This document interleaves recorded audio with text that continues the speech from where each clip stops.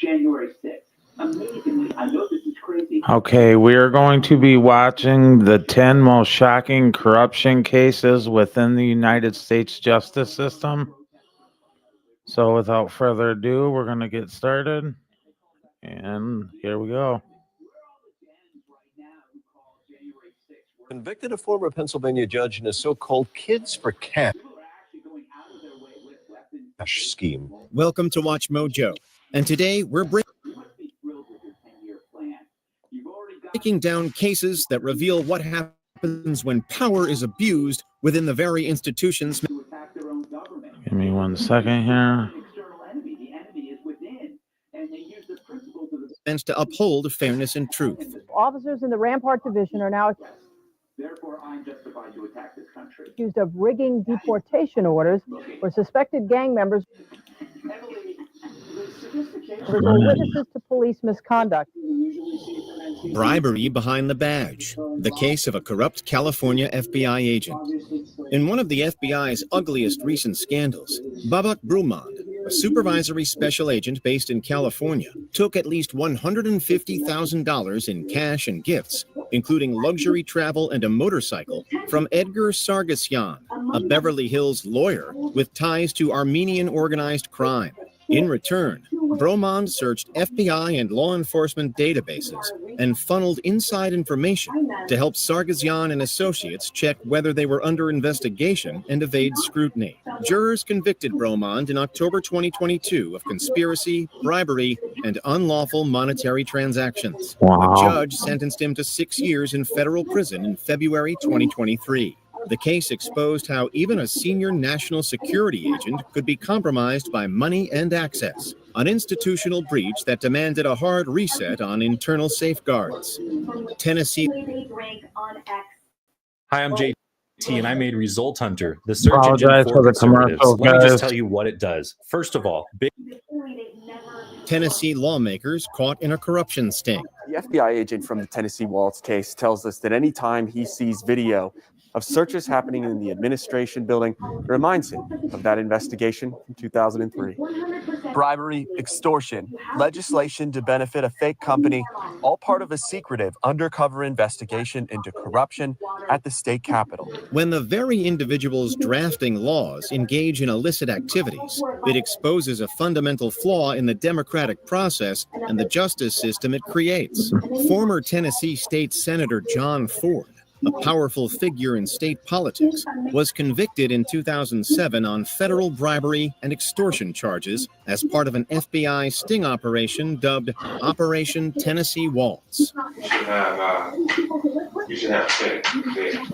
All right. Now you guys see that if they put the effort in to investigate the types of stuff they find, and if you look at this timestamp, it's August of 2004.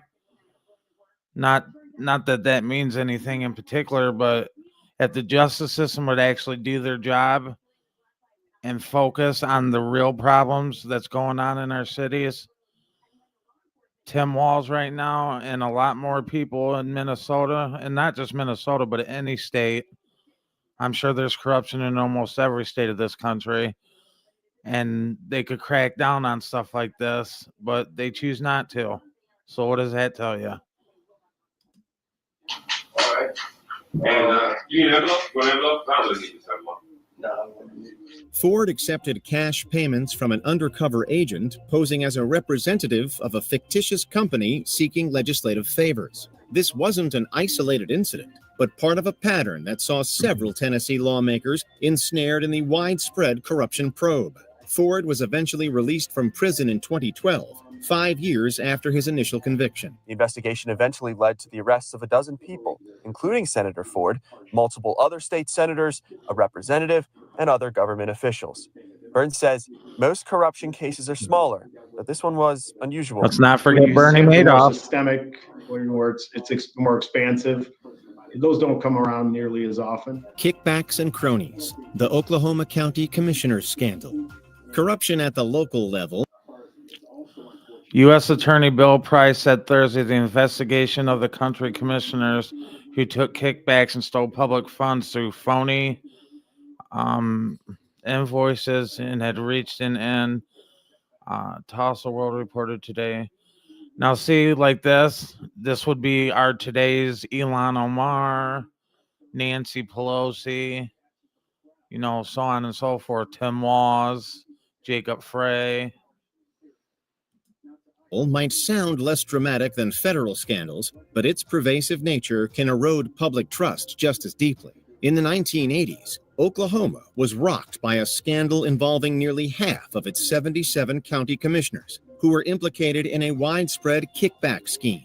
These elected officials would conspire with road contractors, inflating prices for equipment and materials, then splitting the excess profit. The decades-long fraud siphoned millions of taxpayer dollars intended for crucial infrastructure projects, turning public service into a personal ATM for corrupt officials. Ultimately, the sheer scale of the scandal revealed a systematic weakness in oversight and accountability within the state's local governance. Greg, we need to talk. No time, got sales calls to summarize. Again, guys, we You go really through need this to each switch to Monday stream. CRM. Please It forgive has the built-in- commercials. The fall of Philadelphia DA R. Seth Williams. Former Philadelphia District Attorney Seth Williams is sentenced to 5 years in prison after pleading guilty this summer to accepting a bribe.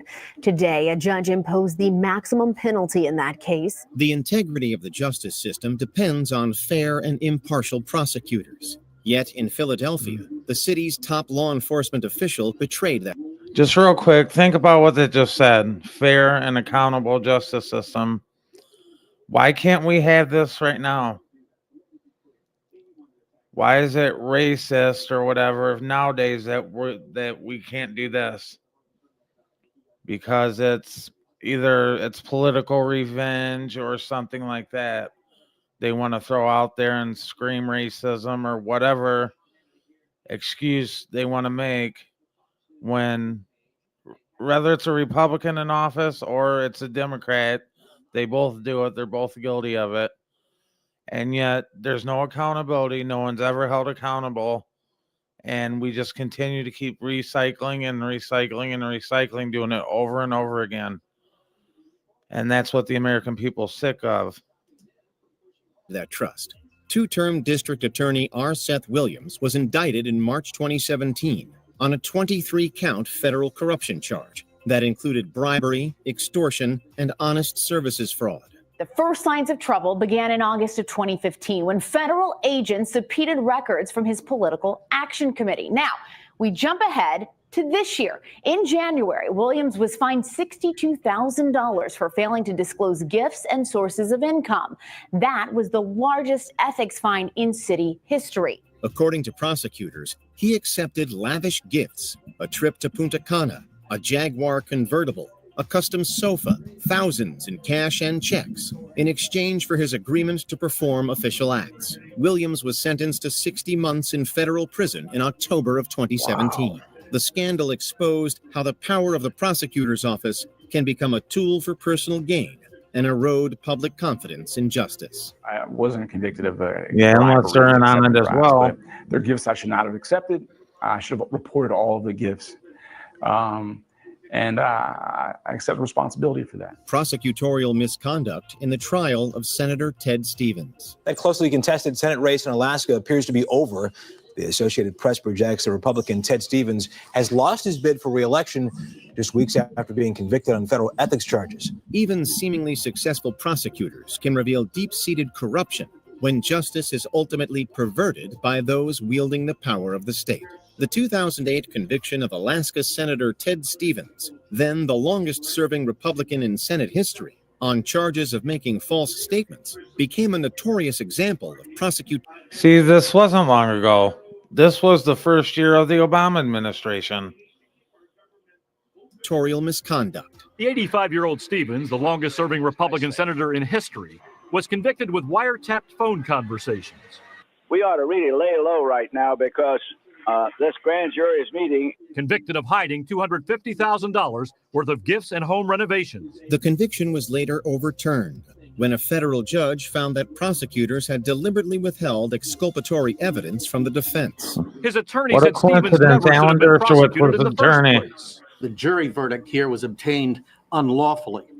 The misconduct of the prosecutors was stunning to me. This stunning reversal led to a rare public apology from the Attorney Or General it looked like him and an internal anyways. Justice Department Allegedly. investigation that detailed a pattern of systemic negligence and intentional concealment.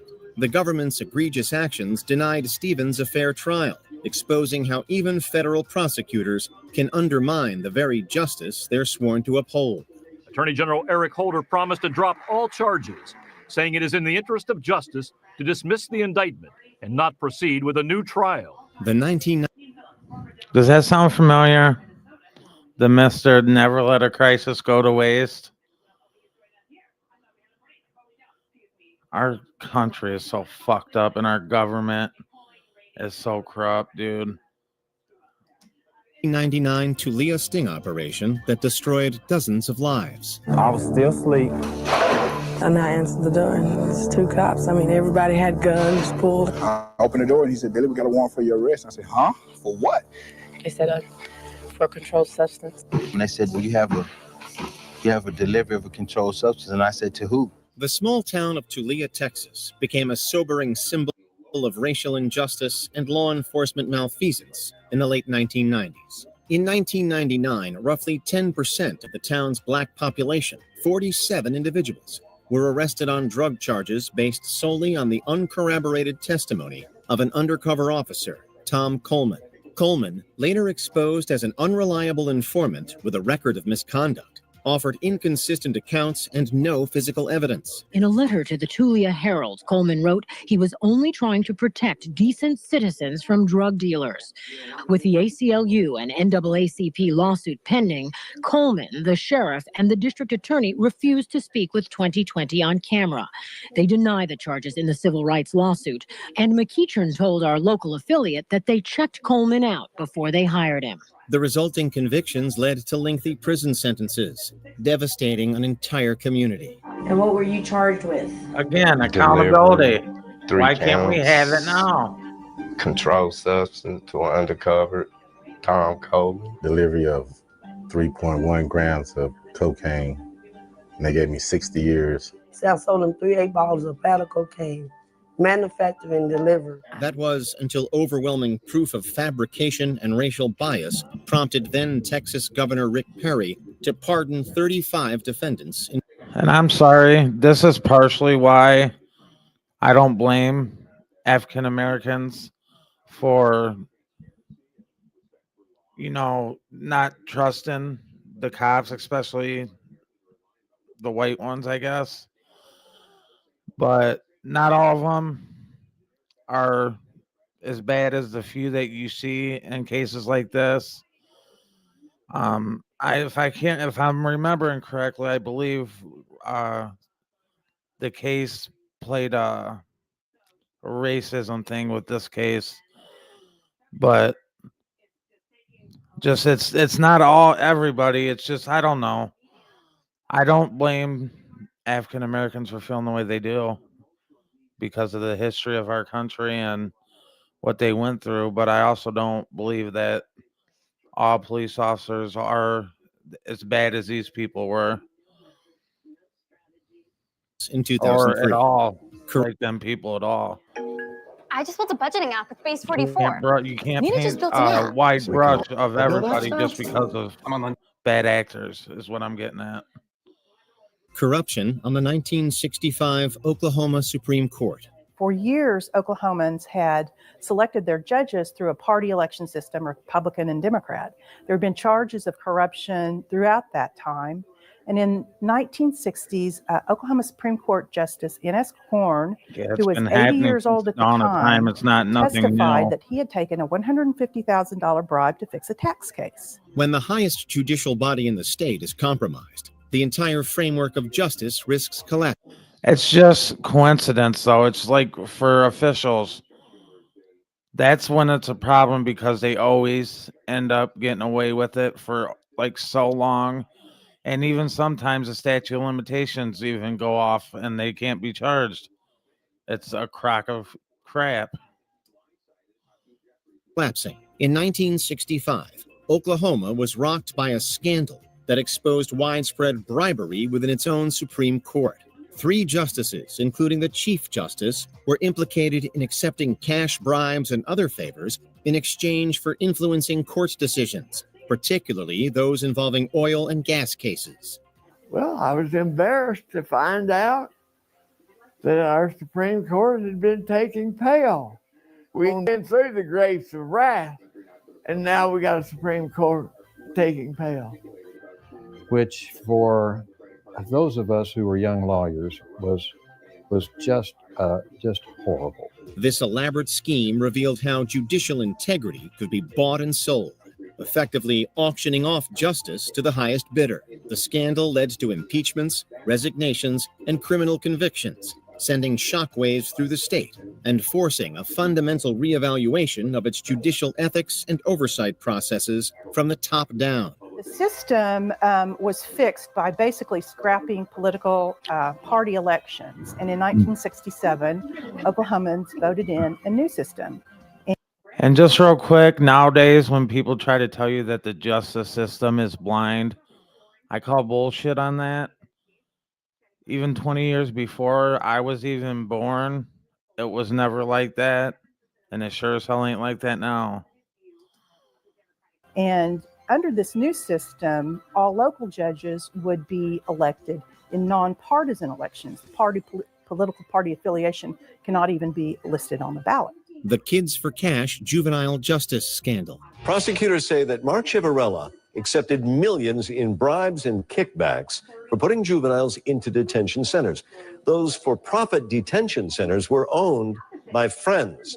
Few judicial scandals in modern American history were as brazenly unethical as Kids for Cash, a case where 2 Pennsylvania judges lined their pockets by sentencing children to jail. In 2008, Luzerne County judges Mark Ciavarella Jr. and Michael Conahan were found to have accepted nearly $3 million in kickbacks from the developer and owner of 2 privately run juvenile detention centers. In return, they deliberately sentenced thousands of children, some for minor infractions, to these facilities, often without due process or legal representation. I think that we had a conspiracy of silence going on in Luzerne County. Marcia Levick, the public interest lawyer who helped break the case. There were officers of the court, there were members of the district attorney's office, members of probation, private lawyers, public defenders who were in the courtroom every day. How is that possible? Apparently you can go from 0 and to then they get away with just that. a single prompt Well, with Wix Harmony. I don't know if some of them this is didn't, going to be but possible. Or vibe coding meets drag and I doubt they got The judge's everyone. avarice stripped vulnerable minors of their freedom and futures, all to line their own pockets. The systemic corruption, driven by pure greed, represented a grotesque And then they don't perversion of care. It justice, ruins them kids' resulting in the lives for the vacating rest of their over life. It's gonna be on 4,000 their juvenile record. convictions. And they basically said that, I'm just going to get a slap on the wrist, that I shouldn't waste money on a lawyer. Jamie Quinn was No, you shouldn't 14 fight when it. she You was sent to shouldn't fight Judge Mark their illegal Ciavarella asses. because of an after-school fight. Did you hurt her badly? Did she have to go to the hospital? No. Was she injured? Charges No. they want to put I on you. honestly expected that I was going to get lectured and get probation at the worst. The Rampart scandal, LAPD's culture of corruption. Add another 9 to the list of cases thrown out because of the LAPD corruption scandal, plus a staggering estimate of how much the resulting lawsuits could cost the city. That's a huge mess. That description of the Rampart police corruption scandal given today by District Attorney Gil Garcetti. 9 more criminal convictions thrown out today. The Los Angeles Police Department's Rampart Division became synonymous with widespread police corruption and brutality in the late 1990s. The scandal centered on the anti-gang crash unit, whose officers engaged in a litany of illegal acts, including planting evidence, fabricating witness testimony, unprovoked shootings, dealing drugs, and committing perjury. Officer Rafael Perez, a key figure, exposed the depth of the corruption in a plea bargain, leading to the overturning of numerous wrongful convictions and costing the city over $100 million in settlements. I would sue the hell out of them. Cars, clothes, everything. Garcia says ex-Rampart police officer Rafael Perez framed him. He showed me some cocaine and told me that if I didn't give him some information on who was selling firearms or who was selling certain amounts of drugs and so forth, that I was going to go to prison. This systemic breakdown of law enforcement ethics revealed how a unit meant to combat crime could And there's literally nothing these individuals can do about it. The cops have you by the balls no matter what, and it's crazy that as much corruption and the stuff that they've been caught doing, that there hasn't been laws made around the way they operate, like really strict laws that need to be put into place to hold these guys accountable, all these agencies. Could in itself become a criminal enterprise, And they're shattering all on public like trust news and channels, as you exposing see deep at the institutional bottom flaws right. within one of the nation's largest police forces. Case of Walter Rivas, a father of two who's no angel, but his lawyers say he was framed and a tainted conviction. And they was take them overturned away just from their 2 weeks kids ago. on top Yet of that. Rivas remains in custody at the Metropolitan Detention Center. He could be deported to El Salvador as soon as tomorrow. Before we continue, be sure to subscribe to our channel and ring the bell to get notified about our latest videos. You have the option to be notified for occasional videos All right, or guys, all of sorry them. about this. If It's you're not on your giving me the phone, make option sure you yet go to into skip settings it. and switch on your notifications. The Central Park Five, a systemic failure of American justice. All of the defendants gave Yeah, I believe videotaped Donald statements Trump to police chimed in on this implicating one. Wasn't one themselves of his or others. best moments. But some of their attorneys charged today that police obtained the confessions by force. The first statement, he said he had nothing to do with it, and they put pressure on him, a lot of pressure. He was slapped around. In 1989, 5 Black and Latino teenagers were wrongfully convicted of a brutal attack on a white woman in New York City's Central Park, despite weak physical evidence, conflicting and coerced confessions, and a rush to judgment fueled by media frenzy. There's They Al were sentenced to Sharpton, the lengthy big old prison race terms. baiter. It He was took a more than a chunker back decade in the for the day. truth to emerge, when a serial offender confessed to the crime and DNA evidence corroborated his account, leading to the boy's exoneration in 2002. This profound miscarriage of justice laid bare the devastating consequences of prosecutional overreach, prejudiced policing, and a judicial system that... And again, that's why I said I don't blame African Americans for idiots like this that are dirty scumbags that want to judge someone just because of the color of their skin.